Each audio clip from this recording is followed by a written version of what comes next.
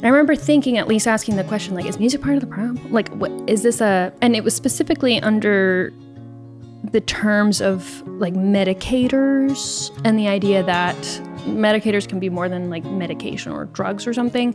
It can be whatever you sort of use to avoid, to distract, to obsess over. It could be working out maniacally while you neglect your true health or something.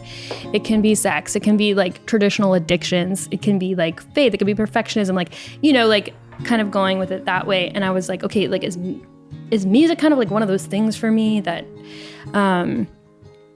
or is it, and kind of came to the understanding of, no, it's a therapy. Like many things can be therapeutic, roughly speaking, without necessarily needing a particular modality of therapy. And, the shorthand that I've used for a while, not a therapist, not an expert, but for me, it made sense that, hey, am I doing this thing, or does this thing function as a way to distract and numb and not feel and not process and avoid? Or is this helping me process? Is it helping me sort through what I'm feeling? Is it helping me articulate? Is it helping heal? How do you know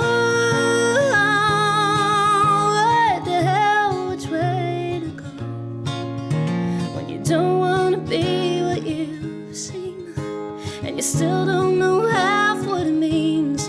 How do you grow entangled in the weeds? What if it dies? What if it sees? What if it's hard? What if it bleeds?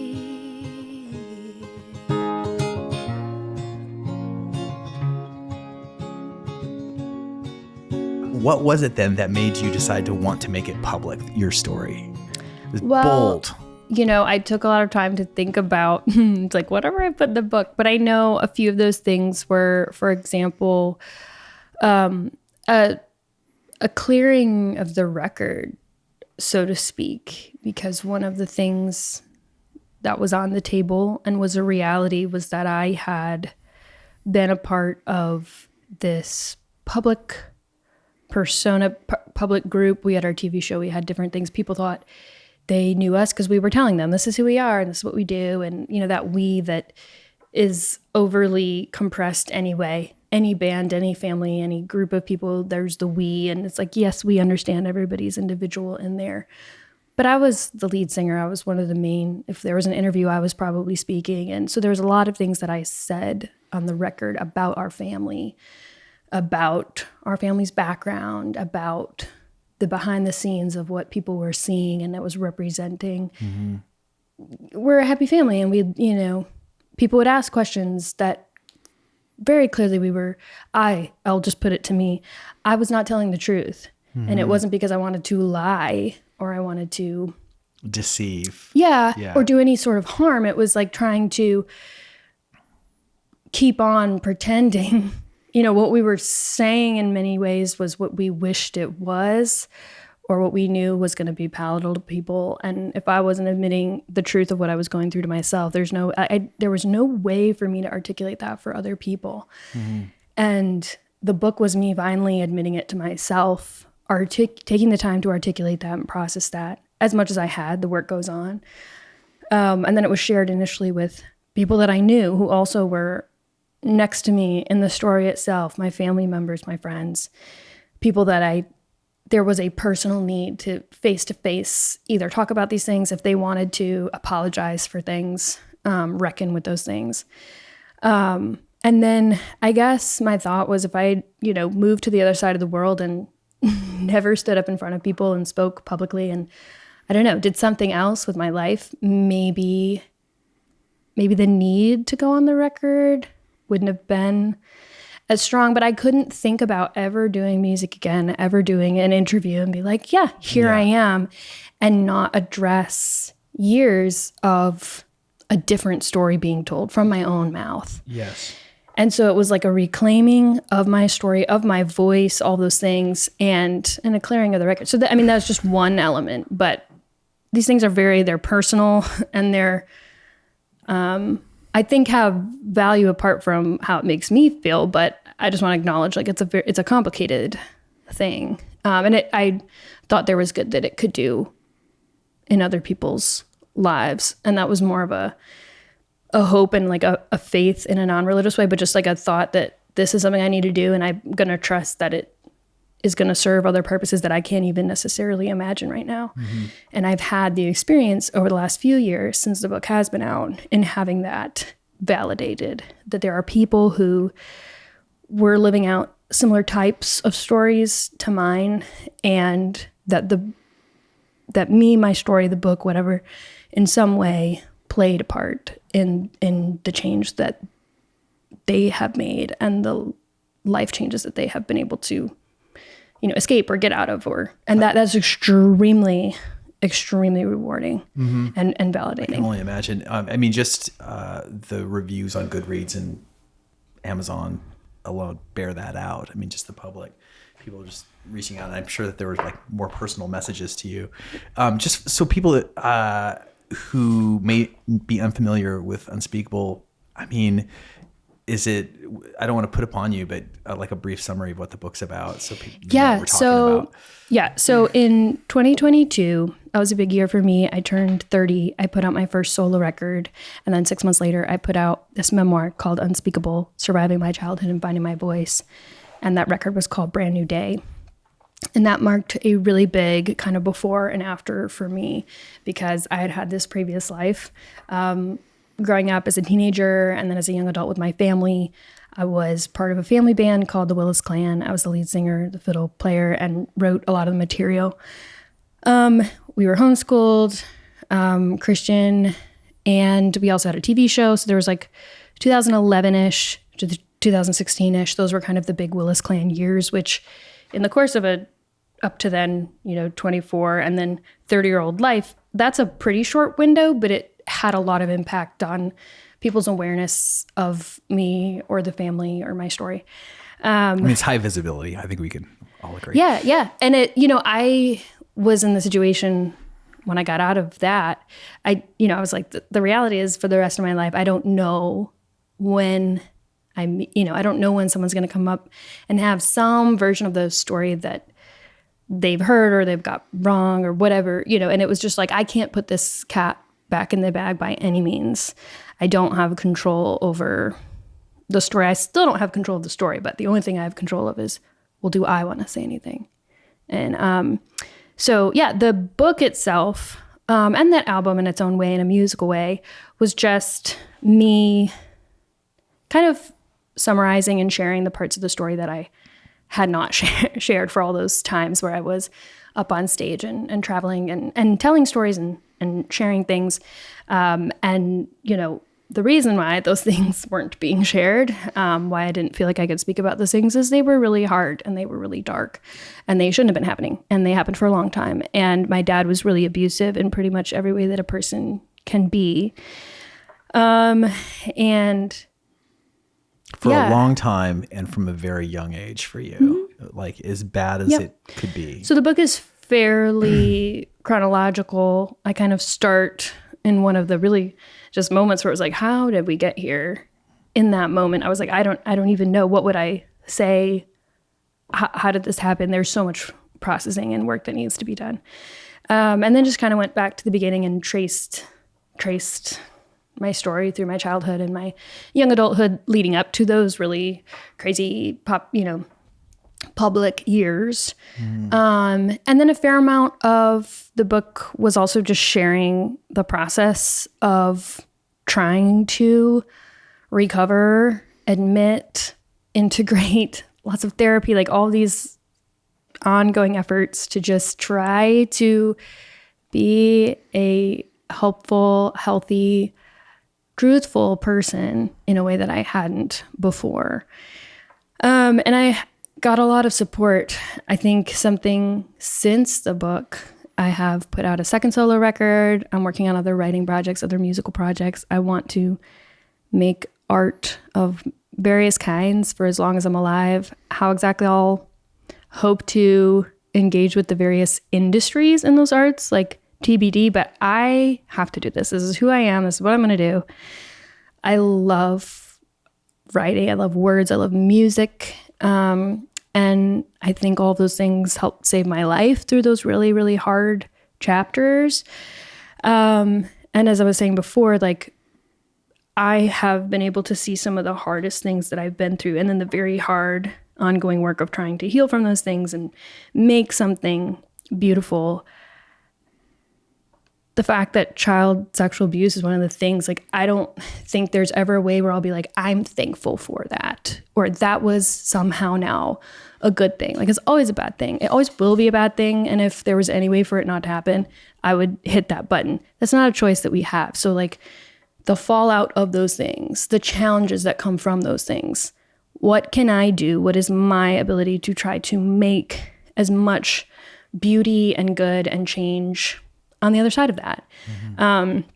So there's a very strong correlation between, like, purpose and, yeah, it's just a song, but it's also like, I've seen what a song can do. I've seen what a book can do. Someone else shared their story and it gave me the courage to share my story, and, like, things like that.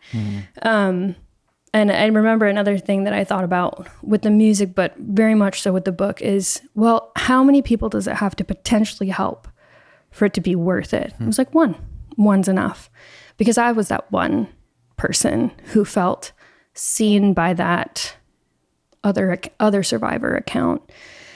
And yeah. This is almost like probably a dumb question to ask, but you weren't worried about who it would hurt. Oh, totally was worried about that. A lot of thought went into, I think, the nature, not that I'm an expert in anyone else's story other than my own, but I felt so worried and burdened by the complexity of how much my story and my experience was tied in with all the people that were right next to me, namely my siblings, my parents, my friends. There's people that I still meet that we only spent a little, our paths only crossed for a short time, but there was, like, a lot of damage done in that short amount of time. Usually not at all purposefully, but, it's like being exposed to, like, nuclear fallout. Like, it doesn't take very long. And there was, like, really unhealthy things that were in and around my family. And I think a lot of abuse of multiple kinds, sure, there's this time where it's the stranger, but the data tells us that it's usually someone that we know and love and trust. And a lot of times that's family members, it's a coach, it's, and that's a misconception that there's still a lot of work to try to open people's eyes to that reality. And that can be a big part of why it's so hard to speak up, because you feel like you don't have a choice to get yourself to a safe place without hurting other people more. And you're looking for the option where you can get to a safe place and you can opt out of all these things without making it worse for other people, because it's going to blow up the family and it's going to this and it's going to that. And the truth is, like, I had to get to the point where it's like, well, it has already happened. Like, all those horrible things have already happened. It's broken. Like, your dad has never, he's always been this person. You're just finally admitting it and realizing it and stopping. I was playing a part in keeping quiet, and it protects and it allows that to go on. And so you have to do some, like, really hard things. And a lot of times when I talk to other survivors, there's a lot of hope. There's a lot of meaning and, like, post-traumatic growth. And, like, I always think I'm always on the side of that hope. And I, every day, am more and more burdened by, and, my eyes are open to the fact that I am so in the minority of it going about as well as it can go. It usually goes so much worse. So when you're speaking to people, when I am speaking to people, encouraging them to reach out and get help and speak up and try to fight for that change, that they are worthy, like, it is worth them getting saved. Like, they are worth fighting for. Yeah. It usually gets worse before it gets better, and there's no guarantee that it's going to go well. Yeah. That's really tough to, like, sit with and acknowledge. I mean, it's just tough to hear and think about. And this is from me, who was very fortunate, and I didn't experience any of that. My wife, however, has had a lot of stuff happened in her life that was really traumatic, and it's opened my eyes. And I want to say that I have a daughter now, and my relationship to her and my feeling of protection around her has like extended to children in general. And I don't know, I'm kind of going through some life shifts and stuff and priority, generally speaking, but one of those is around this increasing desire or apprehension that the thing that's probably most precious in the world is the innocence of a child. It is the one thing that's just so unsullied, and it's a one-way trip. We all kind of go through the transition to adulthood is a transition of losing your innocence in a way. We do it like, in the best case scenario, just incrementally through unfortunate experiences as an adolescence and growing up and having your heart broken and whatever, all the things that happened before we're finally like kind of besmirched adults. But like, I just really noticed that in my daughter, I want to preserve that innocence for as long as I can as her dad. And by proxy, I look at other kids that are in tougher situations, and my heart just hurts for them. Mm-hmm. And even in little ways, like this has been on my mind for the last 3 days since I saw it. This is so dumb in a way, but I'm just going to share it. I saw a reel of clips of parents like scaring their babies with masks, just like, they're at the grocery store and the baby's in the shopping cart, and she turns around and her dad has like a terrible ghoul mask on, and he goes, rah! And they just lose their mind. They're terrified in the center of their hearts. You can see it. And then he pulls it off and he's like, I'm just kidding, baby. And I'm just like, you can never do that. Like, I almost made a post about it, and then I was like, what are you doing, dude? But like, please don't ever scare your babies, like ever, on purpose. They don't know. And they just like, all they want to do is trust and love you. And that is just like not to be trifled with. So anyway. That kind of makes me think of, I was not a baby. I was 20, almost 24. But part of a key process of me getting out, I kind of thought about, and in the book talk about sort of like realizing that there's like a mask. It was almost like there was a mask of a smiling, happy, safe dad that I made and put onto my dad. So that every time for all those years, that's, it's why we close our eyes so that we don't have to see the scary thing. And this is the taking off of the mask to show the scarier thing underneath. Anyway, it's not what you were saying, but that's what came to mind. And sad inversion of that. It's an inverted version. Yeah. And you're talking about innocence. And I also, again, kind of hearing that, what comes to me is another inverted thing where it's almost like for the grown adults who are lucky enough to not have an experience of, say, specifically sexual abuse or domestic violence or something like that inside the home or inside, firsthand experience in their life. It's almost like a loss of innocence when you realize how ubiquitous, like it's everywhere. And there's that's a type of losing of one's innocence, a loss of, because what is it? It's a loss of trust. It's something that in one of my songs, it's like, you will be the lesson I wish I never learned. Like, I'm going to learn the lesson. It's up to me. I will move forward. I will do what I can with this, but I shouldn't have ever had, that should not have happened.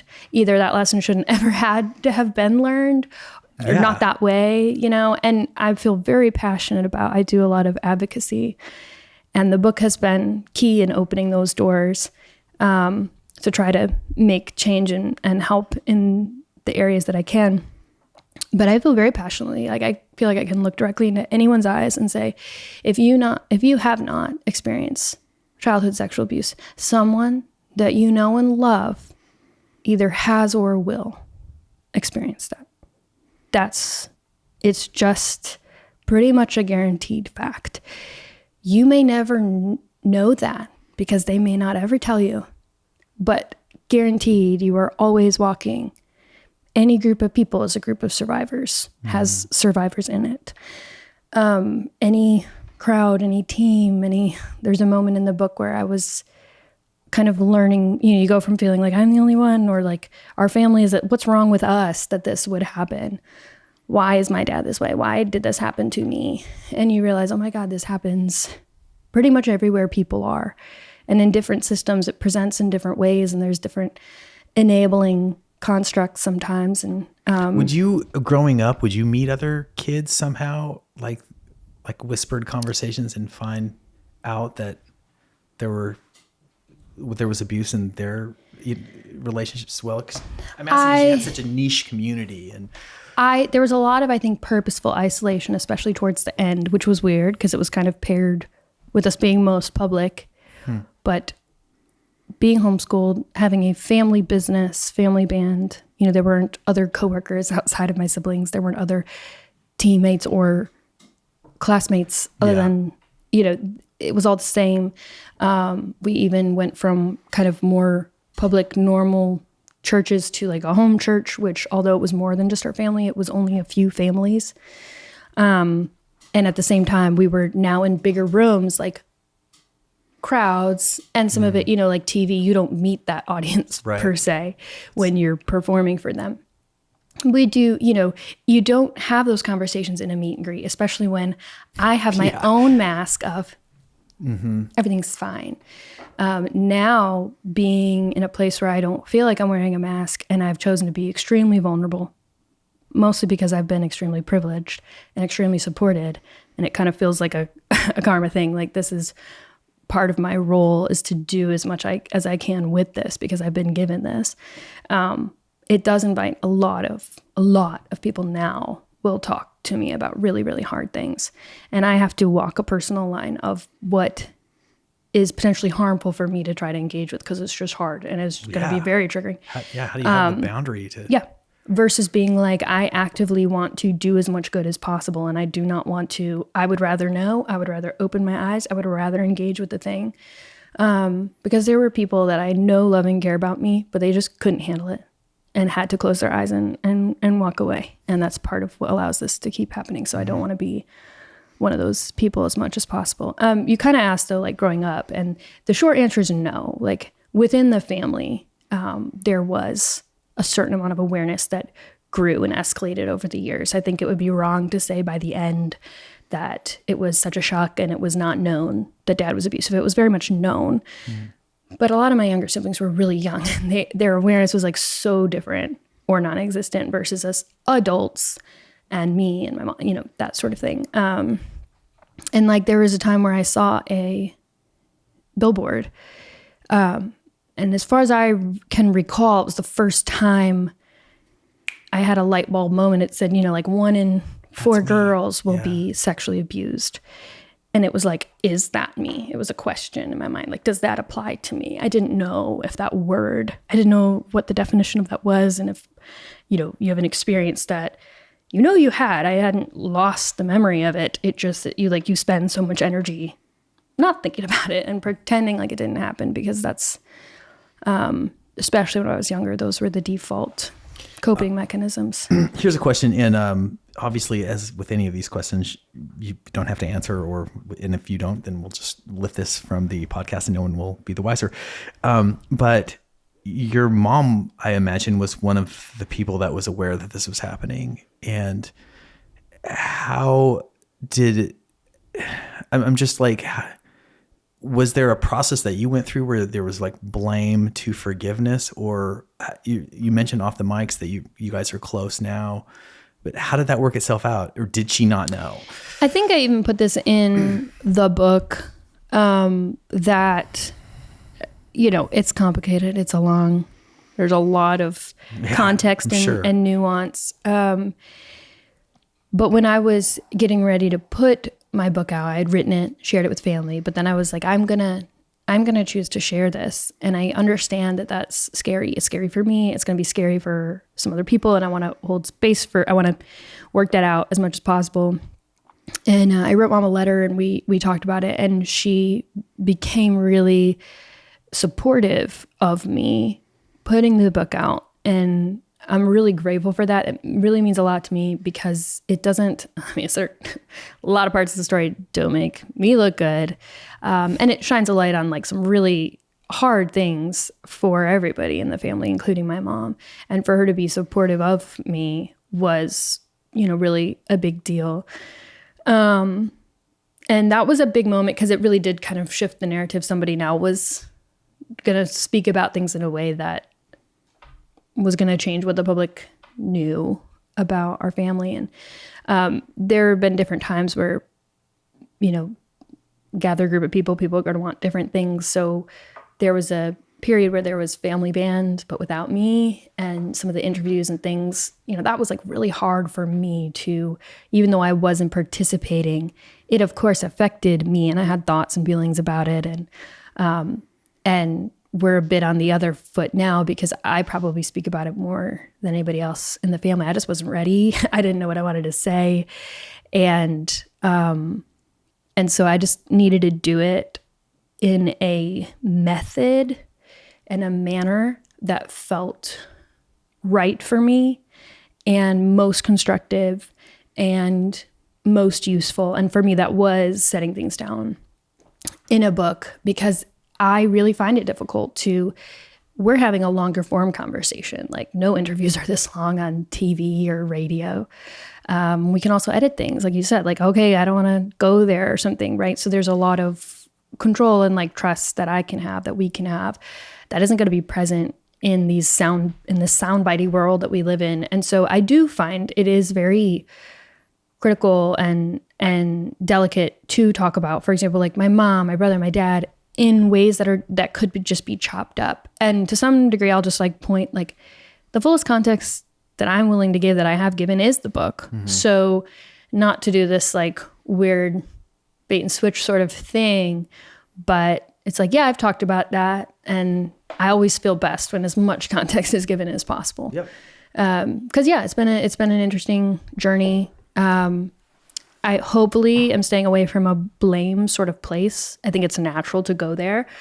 Staying there, I don't know that it serves anyone. I think having a lot of empathy for my own like young adult self. I'm the oldest kid, so as far as I know, I could, I'm the only one who's going to have memories of my mom in her 24th, 25th, 26th year. And when I was those ages and the things that I was not for any purposefully way trying to hurt people, but the ways I was letting myself down and other people that I cared about as I was trying to give myself grace and empathy. Like there was an interesting parallel in looking at my mom and saying, well, what tools did she have? What choices, maybe bad choices, did she make? And then the she of me, my younger self, and also then accountability. Like I want to take responsibility for the things that I did and was doing. And if there was going to be change, I had to make that change. I had to do something I hadn't seen done. These are some pretty big, mature responses. First of all, I'm just therapy. So impressed. Yeah. And I was going to say, were these things that were kind of ideas that are introduced to you through therapy, or was this part of your own kind of realization? I think that people would be absolutely shocked at how different they would see the world and see themselves. And if they kind of had this special padded box where all the therapy was funded and they didn't have to work a job and they didn't have to do anything else except for do therapy full time for like a year, which is kind of what my experience was. And again, I swear I did not even recognize at the time how privileged that was or how instrumental that was, because even for people that want to go full bore, like, I want to do this work, let's just rip it open, let's go do it. Like, I'm willing to cry all the tears and face all the hard facts and struggle through these things. And maybe it's not always hard. Maybe it's like immediately helpful. I'm not trying to make it sound so terrible, but there are very hard challenges that, if this is what you're trying to work through. But if you're like trying to hold a 9-to-5, if you're like trying to raise kids, if you're trying to do all these other things, like, I don't know how one would do that. And I really kind of felt like I brought up, I think maybe the analogy of like, nuclear fallout before. I had gotten to this place where it's like, this is so bad, the things that I let myself go through and stayed through and normalized were so toxic that if I don't immediately change things, I will, one, probably be so unhealthy, but I will hurt other people because I don't think either of my parents, anybody in my family, my dad, like who is like, let's be the most, Hitler wasn't like, let's ruin the world. You know, people have these ways of justifying things. They're doing what they need to survive, all these things. And I just see it as so cyclical, and I did not want that to continue. I didn't want to end up with, I didn't want to be in an abusive marriage. I didn't want to potentially have kids, still don't have kids, and traumatize them. I didn't want to say anything else on the record and one day be ashamed of it because it wasn't true. Like there were just so many of those things.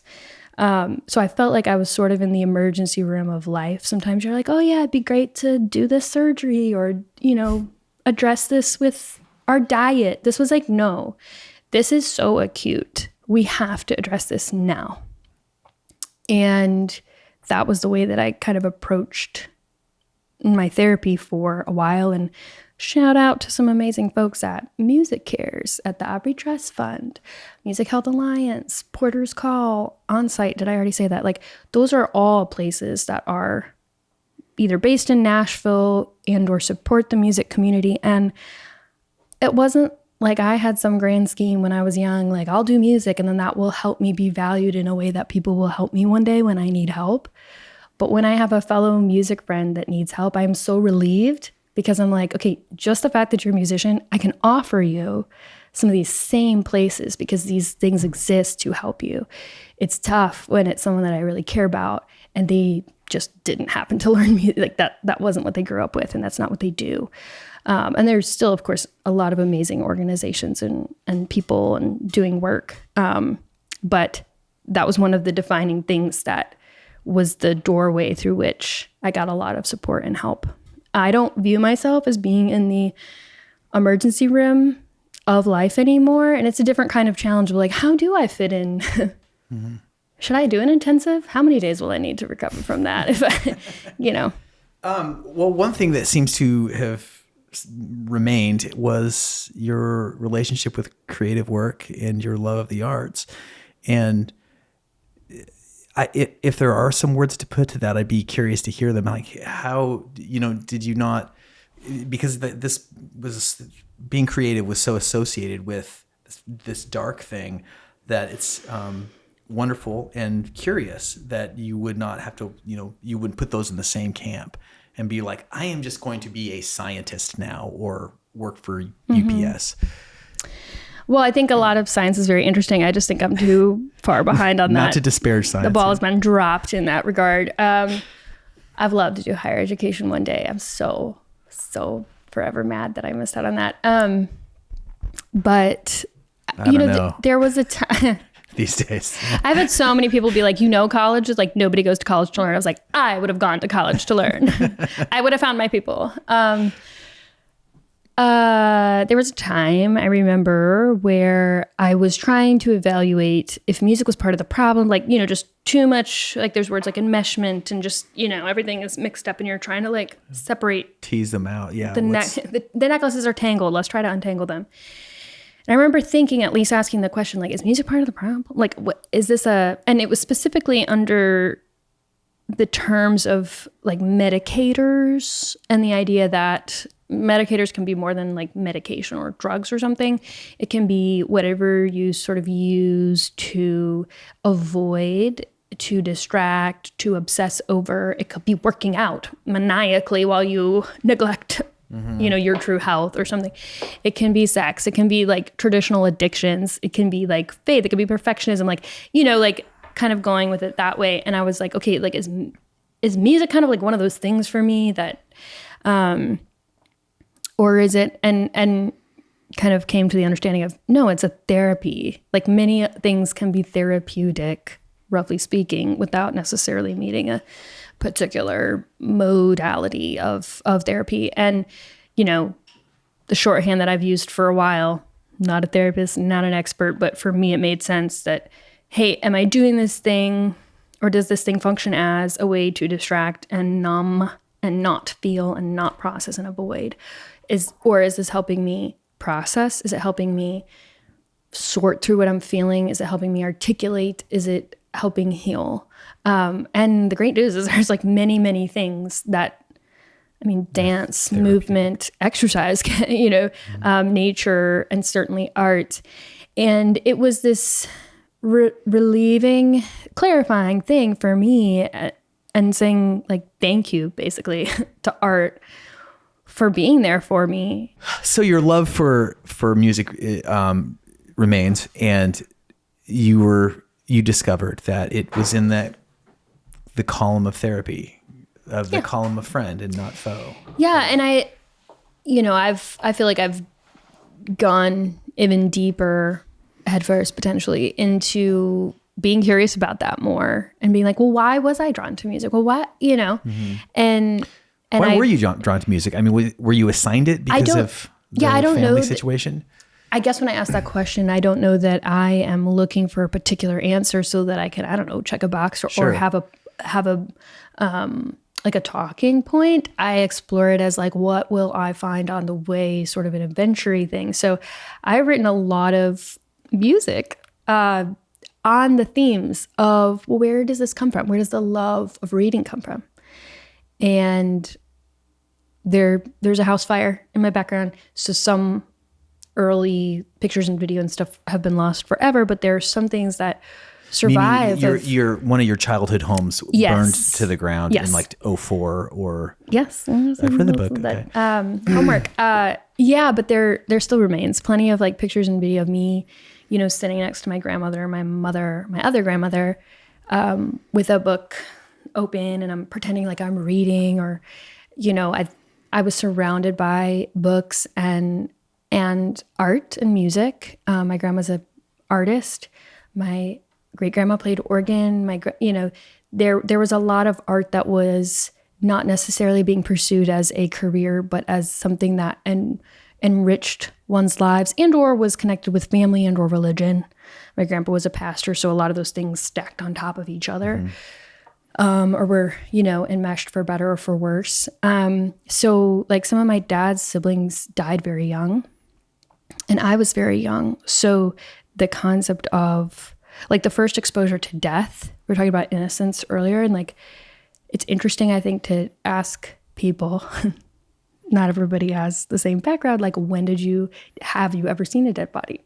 What age were you? What was that context? When did you have a pet that died? And that's when you realized, and for a lot of people, religion is going to have a say in what you're supposed to think or feel about that, or explain, what's the accompanying explanation that the adults in your life give you. And yeah, I had these kids that were my age. A few of them were younger. Most of them were older. One was younger, and I think all the rest were older. But they were kids, and it's, you're around these adults and you can assume and hope that you're going to get to have this adult life, but actually that's not a given. Like, you may die at any point. And I had an uncle who was 13, and there was this kind of like legend where, that to me it was a legend, it had this mythical sort of power that he had written a piece of music, but it basically like died with him. It hadn't been recorded. My dad had heard it. And between my dad and other people told me that I reminded them of this uncle of mine. And it was sort of, I think, some of my earliest little piano things. It was like, well, he wrote something. And also Mozart wrote something. And also this Irish tune that I've heard for hundreds of years. And it was like, oh, these things that have been left behind, that people that are no longer here, they can move me. I can know them. Mm-hmm. I can be moved by them. I can engage with them. And I wanted to engage with that back. I wanted to leave something. I wanted to contribute something. That. Yes. Yeah, and tradition. It was participating in something my family did, but that I felt, as a little, especially homeschooled kid, female child, like I wanted to engage with the world. Books, hugely inspiring and influential. I have puzzled around the idea of like, how did I get a concept of love that was bigger and thank goodness better than like what I saw in front of me with my parents, because that's not what I wanted. And I had a belief that there was something else. And when I really, really needed it, the belief and the hope that that did exist and was real was really key in me finding the courage to like get out. Like I met my now husband when I was still with my family, and that specific relationship was really, really key.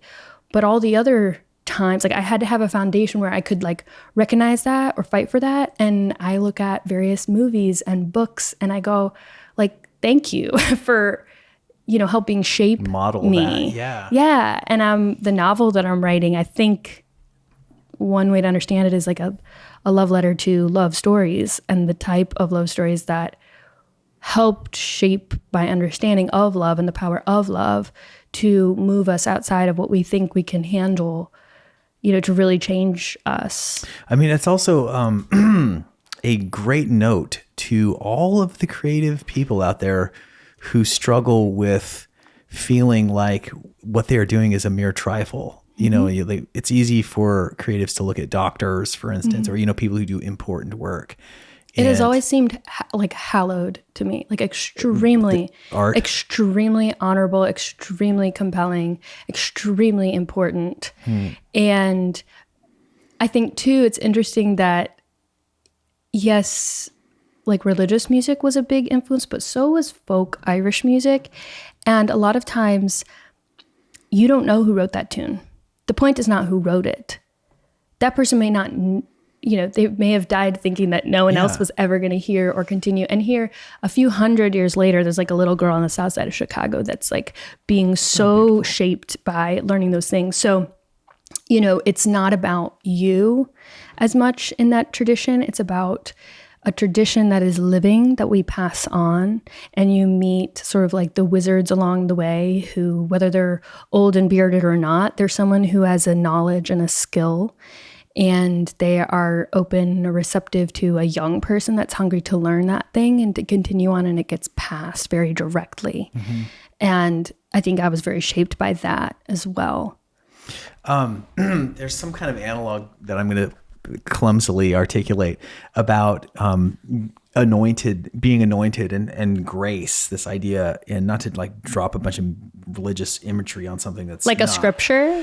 No. Just that I really do think that people are anointed to participate in this world that you speak of, and or chosen, and like calling. I think in terms of calling a lot, especially with the kind that resonates with me. The kind of music that I love typically doesn't have a huge audience. And actually the things that I love, typically the literature that I love. I'm a huge book person. How much of what you care about is shaped by how much you think other people care about it or none, not? But you know, I'm just pointing it out that it's it is, if you're a person that is so curious about it that they have to do it, then it is a calling of sorts. There's a compelled quality.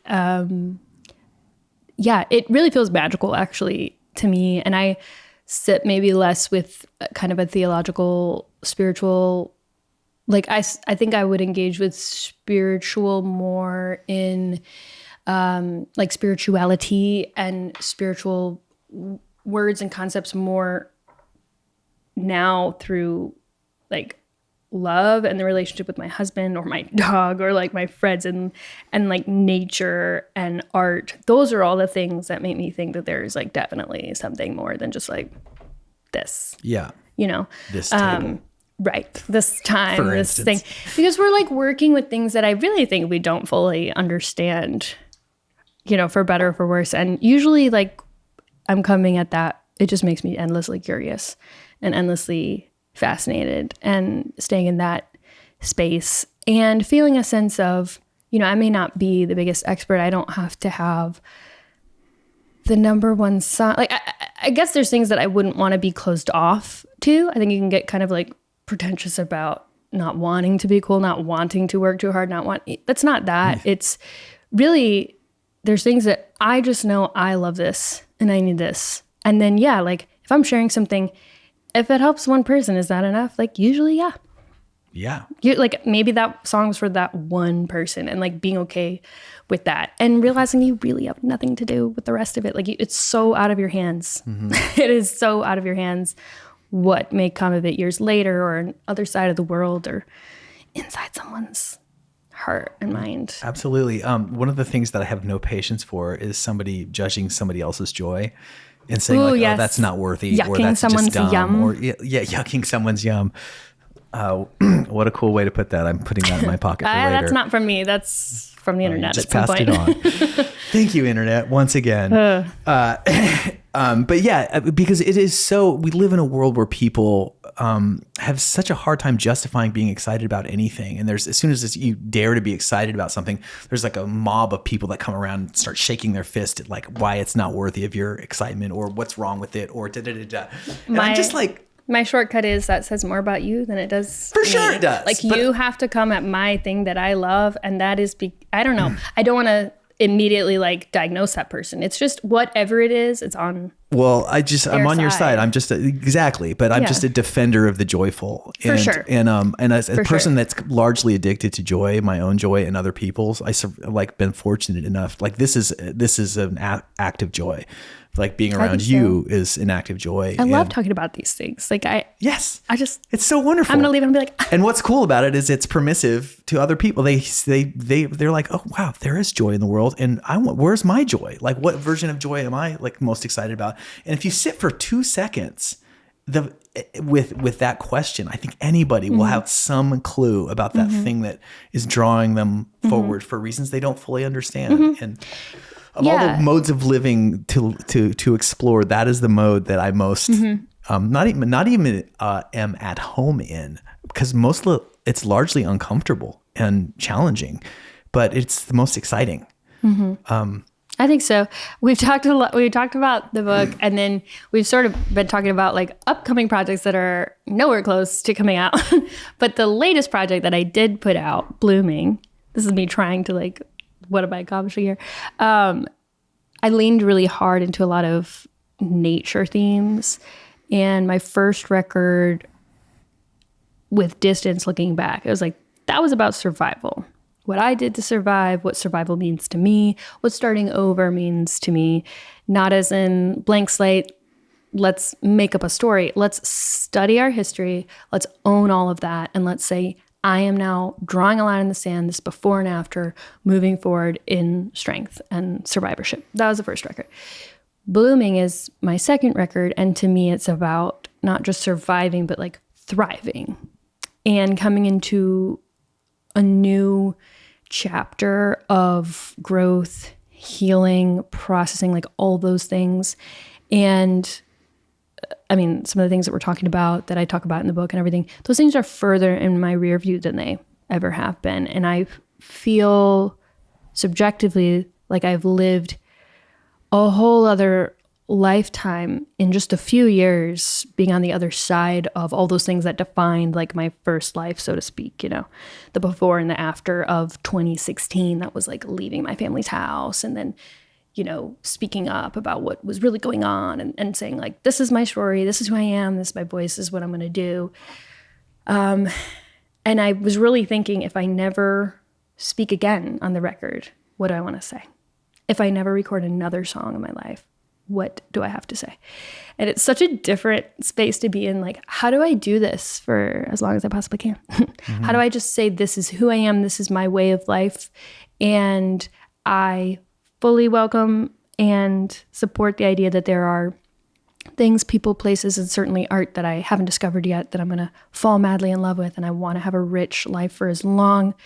You know, I absolutely reject the idea that, well, you know, when you're in your 20s, you have, you know, you hit the industry, and it's like, how young are you? How malleable are you? And it's like, I want to make this a way of life. This is something that has a very deep meaning for me. And so sinking roots deep, you know, really deep roots, tapping into really deep things, deep themes, deep parts of yourself, and really drawing on that and trying to build strong, build authentic, but also like work with the environment, work with nature, your nature, the nature of the world, like cycles, things like that. And the whole album's called Blooming, and there's like seeds, dogwood, but like a lot of the songs where on the surface you see these like motifs. Would you play one of those songs? Yes, I can play one of those Because we've got microphones here and a couple of cameras. I wonder if maybe we'll awesome and set that up for us. Sure. The one that you're going to do. So I think that if you look at this record, it's very positive. It's very upbeat. A lot of like literally major keys and things like that. And which felt really good to just finally like be free to bloom in the way that's uniquely me. And I'm still discovering what that is. And to be loved and to learn what that is, to tap into like, I don't know, mature womanhood and like making a life that is full and rich. And at the same time, you know, if you've gardened at all, you have to contend with weather, with weeds, with different things that, again, you're not in control of. And you may have this seed of something, you may tend to something, you may give it a lot of time and attention, but you have to work in concert with all these other powers and things. And so the song Seeds was really important to me in acknowledging the things that are even outside of not just my control, but even outside of my lifetime before I was here, the choices of my parents and their parents. And this applies to all of us, you know, where we are on the family tree and so many of these things that affect when we show up. And if our life is a garden, like we're now the gardener of it, and we have to examine what is growing here, what is going to potentially keep me from living that best, truest, richest life. For me, some of those seeds are really bad and you don't want them to grow. And it's a continuous effort to be on guard about those things, to interrogate those things, to be honest and real about those things. And for me, a lot of like religious indoctrination, full on fundamentalism, full on black and white thinking, full on us versus them was really a very powerful force of fear for a long time. And I feel that a little bit in this song because it is a lot of it in this song. It's sort of a black and white moment of, do I go this way or that way? Which way is the right way? I don't want to mess things up. And the ongoing issue of you do so much work, you make so much progress, and it can feel, how am I back here again? How am I in a cycle again of dealing with this really hard thing? Here's a seed that has sprouted up, that has been here the whole time, and it's going to be hard to rip this out. But I'm committed to that way of living. And that's what the song Seeds is articulating. I can't wait to hear it.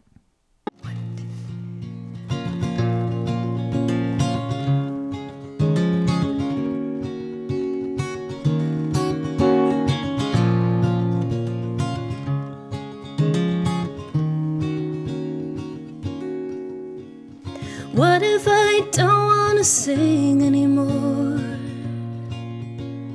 What if it's all that I need? The troubadour life for a wandering wife. Let me go along on the lead. What if I can't be a mother at home? What if it's part of the breed? A turn of the page or the end of an age. Done with the doom of the deed. How do I know what the hell, which way to go? When I don't want to be what I've seen, and I still don't know half what it means. How do I grow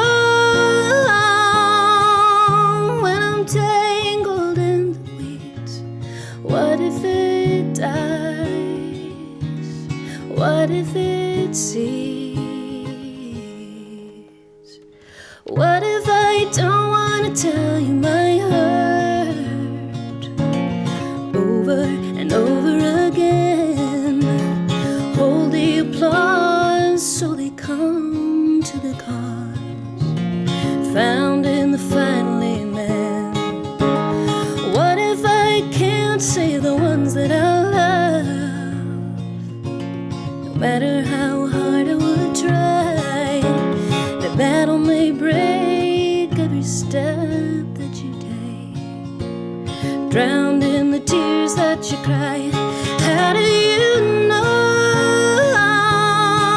what the hell, which way to go, when you don't want to be what you've seen, and you still don't know half what it means? How do you grow entangled in the weeds? What if it dies?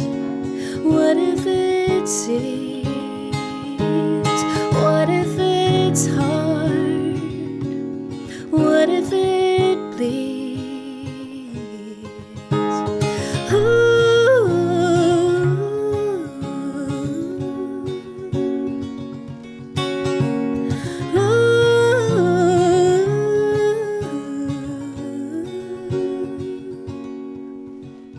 What if I walk the wrong path in the end? What if I take you along?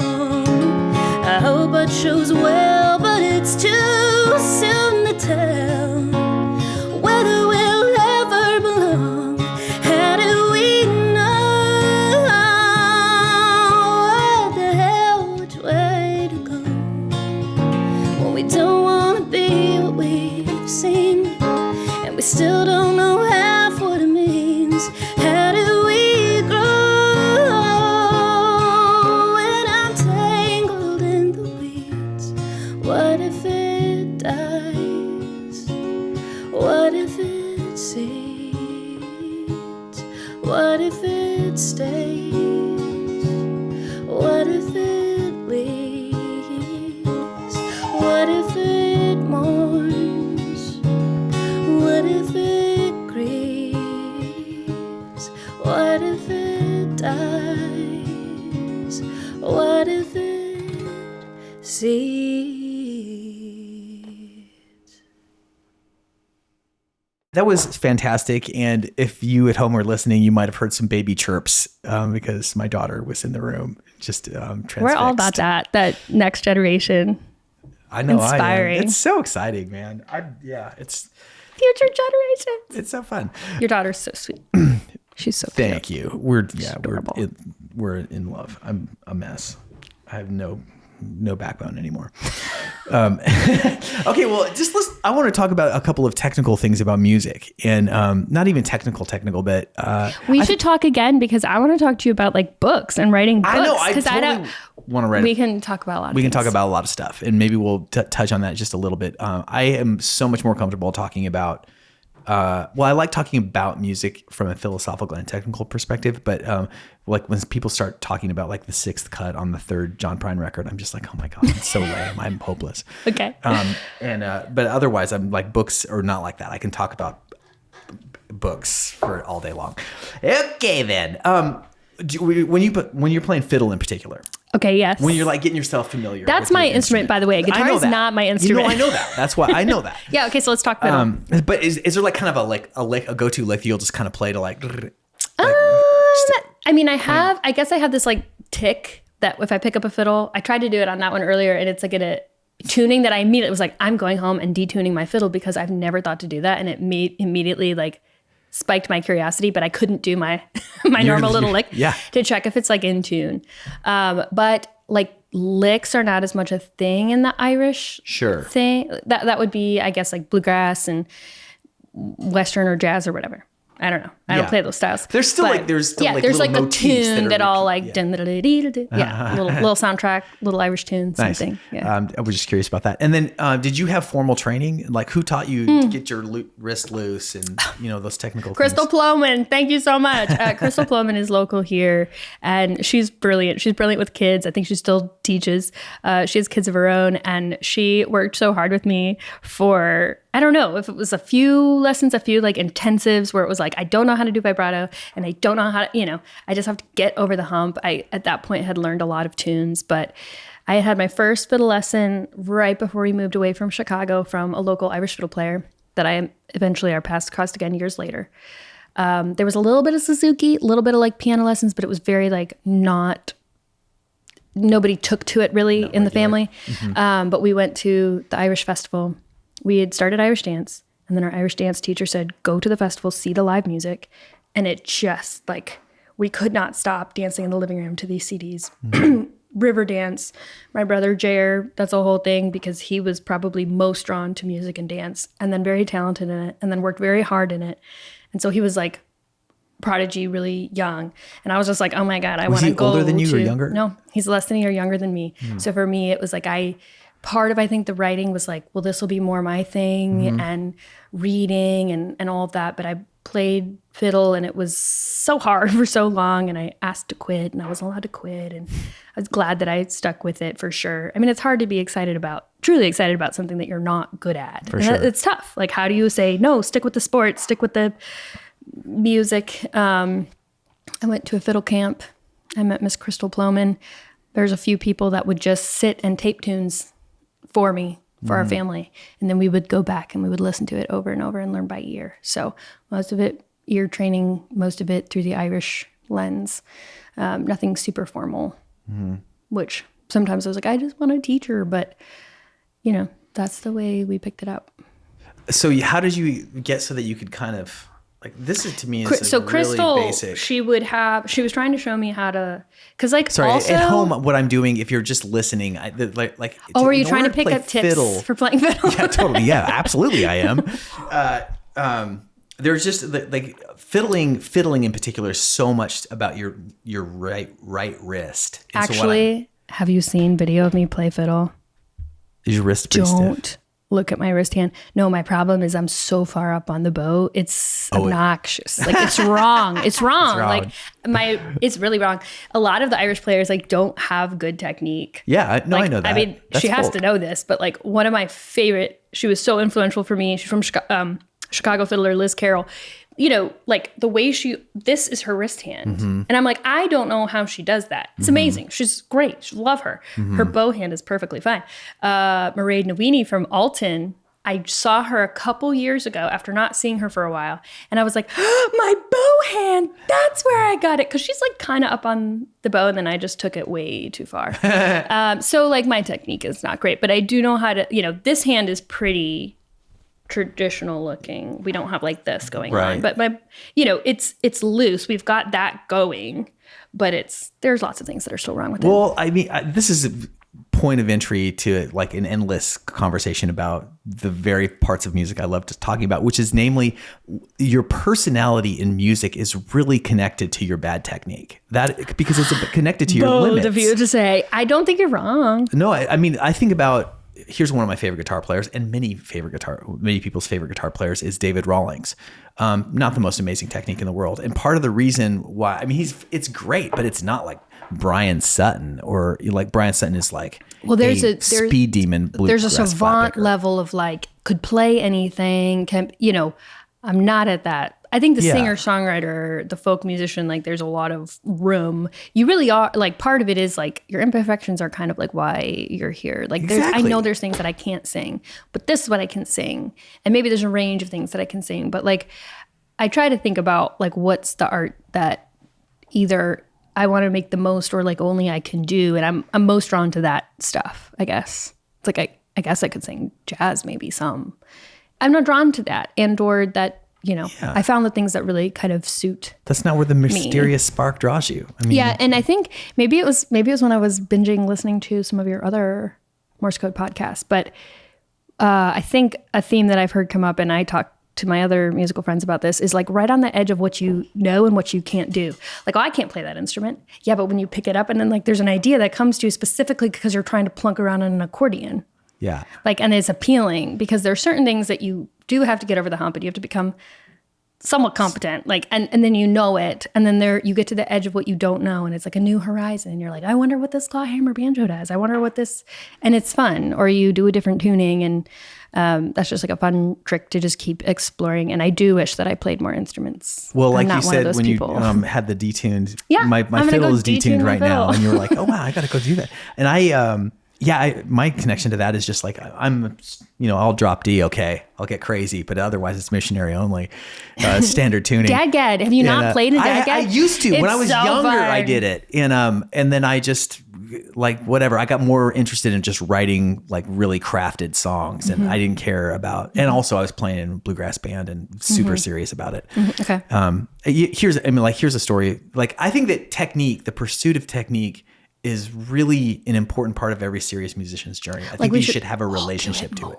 We should all do it more. Exactly. None of us are practicing. We should be practicing right now. We should be practicing right now. I should practice at all sometimes now at this point in my life. I'm not going to go home and practice. Yeah. Let's be real. I probably won't, because for me, as it's like turned off, like I've been playing piano. I actually had no time today to do anything. And I still spent 30 minutes probably trying to adapt this Gillian Welch song on piano, just as an exercise, almost, if anything else. Do you compose like instrumental music?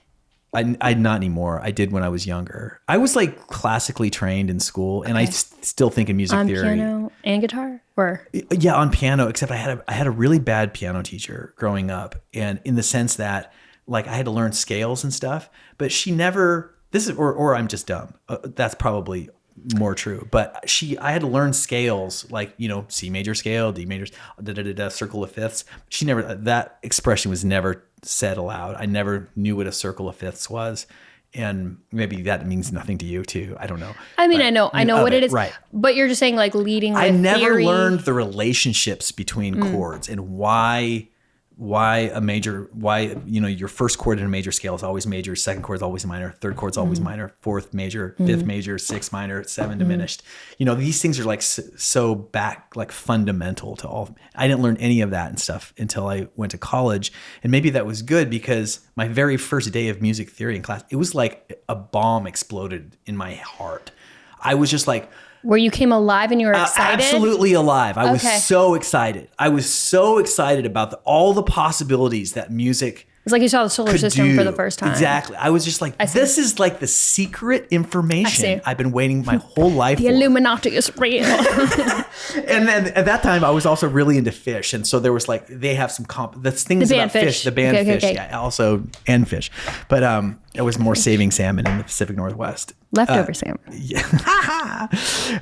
But fish also had like a compositional element to some of their stuff they did earlier on, especially. And that's what I really liked. But as I got older, and I had a bluegrass band, and they were nerdy enough. Was that here? No, this was in Bellingham, Washington. Okay. I went to college in Washington State, and I lived there for about 10 years. I moved from Seattle here in 07 or something. But they were nerdy enough that they would read sheet music if I would pass it out. So I actually did compositions. They would. Yeah. Okay. The mandolin player. I can't read sheet music. Yeah. I mean, who cares? This is like almost a confession more than anything. I'm just saying this, like, part of my journey was like going from a little bit more of a cerebral thing of like seeing like, I liked modulations, and then like would listen to like bands like Steely Dan, and I just didn't like it. I was just like, it's too much in my head. It's too much like, look at this. It was like, prog rock was never for me. Going back to the, we all, whether it's yucking people's yums or, hopefully we're not doing that, but there's things that we're drawn to. And like, I had heard plenty of music, but really like someone singing completely a cappella, what would be called Shano style, with like the old style.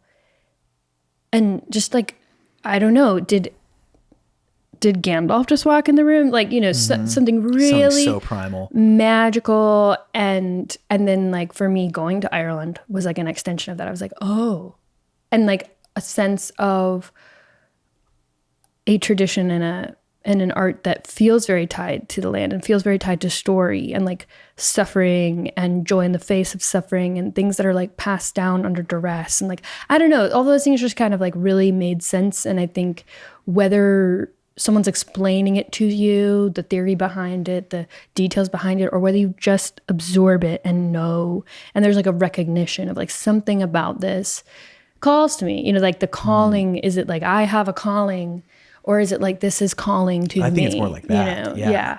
And again, I think I said earlier, like I am excited to find things that do that for me and with me that I am not aware of. Like the first little taste I ever had of like making pottery, I was like, I will do this. This is in my future. This is in me. It hasn't happened yet, but just different things that I think tap into parts of who we are or things that we want to make sense of. And these are all just different modalities or different outlets for those things. And then you start to see the relationship between, you write a bunch of songs, but like, have you written poetry? And then you like dabble and you're like, that's not for me. Or you're like, wow, this really opens up a whole new avenue. So, I resoundingly support this approach to living and practice it. And I mean, the things that more where my mind goes are books. I read a lot, Do you have a book club that I can join? No, but I've been thinking about starting one because I'm just like, okay, I just have to start. I'll only boast about one thing and one thing only is that like I have excellent taste in books. I know great books. If I say a book is good, it's good. You can count on it. Okay. So are you one of the people where like you want to talk about in absolutes why something is good art or bad art? I wouldn't say that. I would just say like, but you will passionately defend like absolutely. And so I have gone from like that fundamentalist thinking of absolute right, wrong, black, white, blah, blah, and I'm like, I don't think that's what the world is. I think so much of this is more subjective. However, I also is like, I will defend with my honor and my life why I love this series of books or why this song is like so brilliant. Yeah. But I do love hearing the different people's different versions I of do that. too. I absolutely And it's so fun when you're like, we have the same thought, we have the same mind, we're the same. And then someone who's like so different and you're like, cool, hopefully we can have the idea of that's yours, this is mine. And isn't it funny that we have such different experiences and I would opinions? even go so far as to say that reading a book that somebody's just like, oh, this book slayed me, or, whatever, this is the best thing ever. And then not having that experience is also interesting because it just like is a living challenge to you. Yes. As, in terms of your own taste, it's like, there's things out there like, okay, that's just something that's really cool in its own way. Yeah. I don't get. I've heard people talk about, and I totally think that like books are can be such empathy builders. They absolutely are. And I think that's another way that they are, because if you have something that moved you so much and someone didn't, or maybe it's more interesting if you were not moved by the thing, but you come across someone who was. And then if you have that curiosity, but why? But tell me why, like, what was it about this song or this book that moved you so much? And, that's an opening. It's not the, same, right? And you don't immediately have, but if you're curious about it, yeah, it's like that person's lived experience. Now they're articulating something to you. You get to know them better. Maybe you will look at that art with a different lens. You can borrow from that person, or maybe you're just learning about that person and the book is the vehicle. But there's another way that we can connect more through art because it's such a prism of really we're talking about our own lives. Absolutely. Another thing I find really inspiring about reading certain kinds of books, maybe here's a crude reductionist perspective. What's the line? Please, the crudity of this model from Back to the Future. Please excuse the crudity of this model. There's books, there's literature that is just so sublime that like not on your best day. That's, I'll just be like, damn, I would reserve this for some like the Russian greats or whatever. Not all. There's Jeanette Winterson, contemporary writer, and I'm just like, it's so weird. Your mind is you're so crazy, but I love it. But then there's other writers that are celebrated and loved and lauded, and I'll read them and I'll be like, this kind of writing makes me feel like I too can write. I was wondering if that's where you were going. Because yeah, it's like, I felt this with music. It's like, it's the thing that is so sublime, like you said, or so just otherworldly, where you go, I'm almost despairing of ever. Yes. I feel the want. This moves me. This is like the pinnacle. And I swear, the thing that actually got me starting working on a novel was the other end of the spectrum. It was like, there's someone out there doing what I want to do worse than I can do it because they just did it. and Yeah. it's like, okay, I guess it's time for me to start writing. And I think that's very valuable as well. I tell you what, start reading some contemporary fiction and you'll feel really empowered. I because I have read recently. a lot of garbage That books. was the thing, is I was like, I'm going to read some of the most popular books. I paid attention to like who I thought my readership might potentially be, and like different women, and like, okay, so what are the books that are popular? And I made myself a reading list, and it was that reading list that pushed me over the edge of like, just start writing, just do it. That's great. So yes, I've experienced that recently. One of the other things you said about that Irish singing, that ancient Irish singing that so moved you. Seanos. Seanos. I wonder if this is what I saw. But there's this movie that came out 10 years ago, probably 7 years ago, called Brooklyn.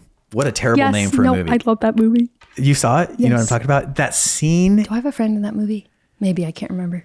I think one of the musicians is a friend of mine. There's a scene in there where I think it's the main character, and maybe I don't even remember anything about the movie except this Saoirse scene. Ronan's character? Yeah, her character. I think, and it's the priest takes her down. Maybe she's like too good for everybody or something. There's some kind of, she needs to be taught a little bit of a lesson. I think that's the setup. Okay. I can't remember. But the priest takes her down. It's like, I think it's like a Christmas Day dinner for, at the mission, at the church. Okay. And it's all of these Okay. men that are like kind of old Irish men. And it's just all these, I mean, it still gives me shivers. All of these like short cuts of, these older Irish men just sitting at table eating. And while the priest's voiceover is like, these are the men that built the Lincoln Tunnel. These are the men that built the tunnels and bridges of Ireland. And now they're forlorn. They're forgotten. They have no families. They gave their whole lives to this town so that you could enjoy, that was the lesson. And then there's a break and this young man stands up and he sings that kind of style. I think I remember that scene. I have never ugly cried so hard in a movie theater. Ooh, I it got hit you. me in the weirdest way. I was with my ex-girlfriend at the time, and I remember she was just like, "Are you?" And I was like, "I don't even know what's going on with me," because it just affected me on such a primal level. Just this idea, because he's singing an old Irish tune, and these men who are never going to go back to Ireland, they're never going to see it again. You see them sit up, and they're like, fuck, I can't even talk about it. Yeah, It's just I can see it the getting to you. power of music. I'm just Yeah. like, that is what I am in it for. I don't care Yeah. about being famous. This is what it is. The mystical power of music that transcends time and space and makes human beings feel connected to one another in a way they can't articulate. I'm You like, kind I of want to might as participate in well. that. You might as well like be doing this with like a glowing ball. Like that's how I feel. The first time that I like really sang on stage, it was, remember Dan McGuinness? Okay, so that Irish pub, like one of our first gigs, was right after that house fire. We decided to do it anyway, the St. Patrick's Day after, and we like played some tunes, did some dance. It was the opening of Dan McGuinness. But for the next You're like in town, right? Yes, Yeah. for the next like 8 or 9 years or something, every St. Patrick's Day we played. And I think the first year to year, we played no gigs in between. But then the next year was like a couple gigs in between. And like, I don't know when we first stopped doing it. And of course, Dan McGuinness isn't there anymore. But one of these years, like there's a big difference between you're in a band and you're in a band that has a singer. So there were some years where we were not a band that had a singer. And there's plenty of Irish bands like that where you play the tunes, maybe you do the dance or don't do the dance, whatever. There's not as much of a performance and everything. And we were just kids and we were homeschooled kids. And it was like, someone has to learn to talk. Someone has to learn to sing. And I put this in the book, but Mom broke a string. She was a guitar player at the time. There was nothing prepared. And it was like sing. And Dad had been trying to get me to sing. And I had written songs and I had done other things and I had sung in church and everything. But I was like, I am not one. I don't want that pointed at me. I don't want to be the one. Okay. Everything goes black. For some reason, instead of coming out with one of the songs that maybe either I learned or I didn't, or I was being told to learn, I just went with the 10-minute a cappella version of Lorena McKennett's The Highwaymen, which is an Alfred Noyes poem that everybody dies and it's dramatic and the moon was a torrent of darkness and blah, blah, blah. And it was St. Patrick's Day at the pub and everybody's crazy loud and it got silent. You could hear a pin drop. And it was wild because it wasn't my voice. it wasn't just, nobody else knew who these characters were. They probably didn't know, like nobody knew. And yet everybody, like we all went somewhere. And I think I just like closed my eyes. I was like, we're doing this. Right. And that was such a key moment because it was almost like bing, and the lights came back on and everybody, everybody's loud and we went to the tunes. But I was like, now that I'm willing to do that, I want to do that. I will learn how to do on purpose. And that was like so formative. And having gone to Ireland, you're in the pub in the West Coast and everybody's playing tunes and everybody's dancing. And there's still this like hallowed moment where it gets quiet and somebody stands up and sing. Maybe it's even in the Irish language. Mm-hmm. It could be an original new song. Part of it is like how it's done. And that it's not a look at me moment. Really what you're doing is you're going for that reaction, that like beyond, there's still some melodies. Like we all have different ones. There's an Irish song. It's not super, super old, but it's been around a minute. I think it's called Isle of Hope. And it's on that theme of like, when you've left your home and you're probably never going back, and all the Irish immigrants that came. And the melody, I hear that melody and I just bawl like every time. I've never recorded it. I don't know if I even know the whole thing, but every time I hear it, it gets me. Yeah. It's so beautiful. I love that. Who knows what formative experiences lie ahead for the next generations. And I could talk to you about this stuff for another hour, but I think the door just cracked open. So now I have to do something. Yeah. Jessica, thank you so much for your time. Thanks this has been so fantastic. I'm glad we didn't overly plan. Me too. Because it was a fun conversation. Thank you. I'm glad you enjoyed it. I can't wait to see what's next for you. And I'll look for me at the next show. Thanks for having me. Yeah, we'll do that. Cheers. Hey, thanks for watching. Go ahead and click here to like and subscribe. You can click right there to watch another video, or click here to watch a playlist featuring songs of the Morse Code Podcast. Okay, thank you very much.